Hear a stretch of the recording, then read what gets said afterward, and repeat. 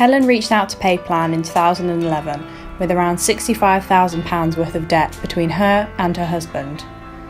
Helen had a career break to have her 3 children, but she saw a business opportunity to set up her own childminding business in her local village. At first, the business was going very well.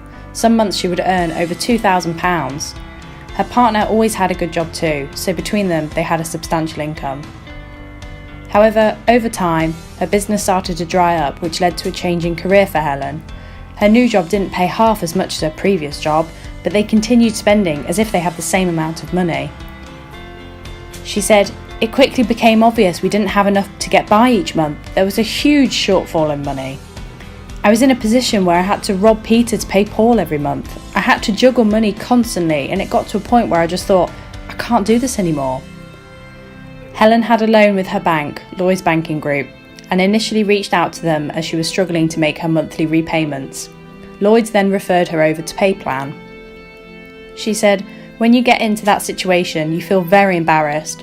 I felt like I'd been a fool of how stupid I'd been. It was very difficult to make the decision to call someone and admit that I needed help, but it was a big step for me to contact PayPlan. PayPlan were fantastic. There was never any judgment. Nobody was judging me for my circumstances, and it was so nice to talk to someone who just understood."